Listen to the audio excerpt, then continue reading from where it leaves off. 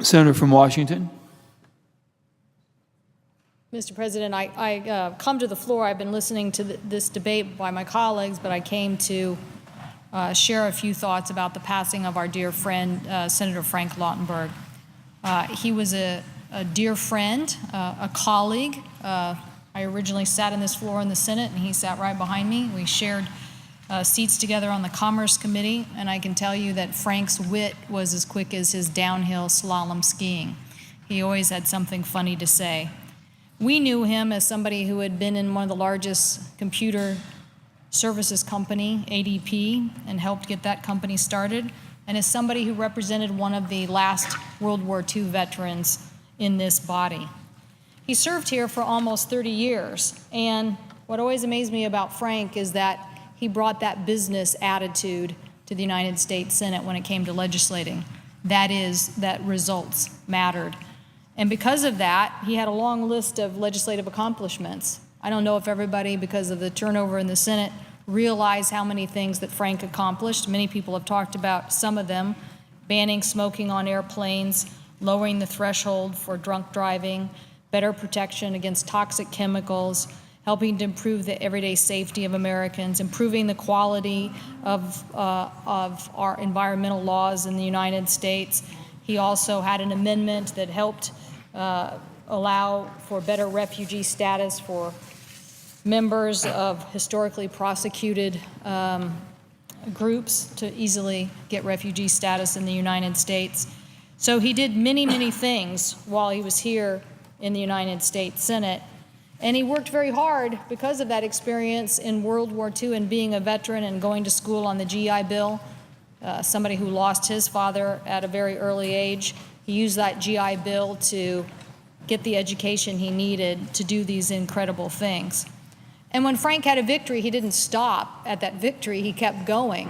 After he and Dick Durbin helped ban smoking on commercial flights, he followed that up with a provision to the Transportation Appropriations Bill that extended the ban to include all federal buildings. And in the same kind of fervor, once he helped make our drunk driving laws stronger, he continued to try to implement stronger measures as a key player in establishing a national blood alcohol level at 0.08%. So at the time, many states decided to do other things, but Frank worked away to try to champion this at the federal level and helped save tens of thousands of lives. He was also a huge champion of our environment and championed ocean acidification issues before they were probably really known by a lot of people in America. He understood that this was a looming disaster and that we needed to do more research for marine life and our economy and our way of life. And he also knew and understood that Americans needed protection from toxic pollutants. Well, that's something that most of us would say, yes, we don't like toxic pollutants. But back in 1986, he wrote a bill that created a public database about the toxins released in the United States. And that was certainly brave for somebody from New Jersey because it was a leading chemical producing state. And so the fact that Frank took that on showed a lot of tenacity and a lot of courage. And just like on the other things, he followed that up. Just recently, he introduced the Safe Chemicals Act to improve the understanding and reporting of chemicals found in products that made their way into Americans' hands every single day. He also championed improving our transportation system. I always told him, I said, Frank, how did you get a train station named for you already on the Jersey line? If you ever take Amtrak up to New York and you see one of these stops at Secaucus, there it is, the Frank Lautenberg station.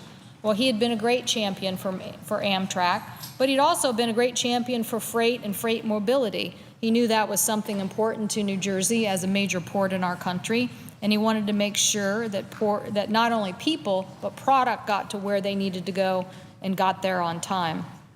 We all like to think that we are remembered by the American people for the accomplishments that we have, and I'm not sure whether they will remember all of these things that Frank Lautenberg did to contribute to their way of life.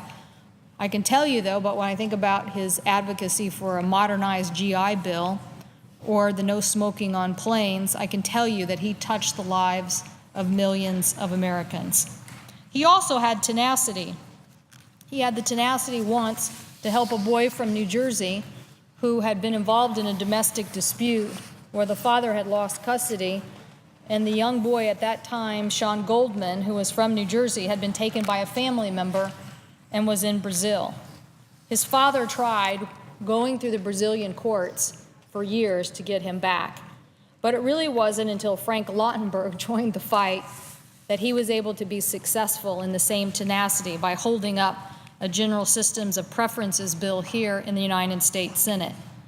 The tariffs which are removed was worth about $2.7 billion of Brazilian goods. And Frank knew that threatening to hold up that bill would get their attention. And he was right. He literally got them to move and to return this young boy, Sean Goldman, to his father. I know that that was something that Frank really cared about, the results. That father and son being reunited and getting the results for his constituency in New Jersey. We will miss Frank. We will miss all the times of his legislative actions, his standing here on the Senate floor, giving a speech, or as he would say, giving heck to somebody, and oftentimes somebody on the other side, or somebody he thought was a big giant doing too many things that needed to be challenged. But he will be remembered as part of a great generation of Americans who were successful in so many ways, living the American dream, coming to the United States Senate and being a contributor, and just for his tenacity of standing up and fighting for people. We're going to miss you, Frank.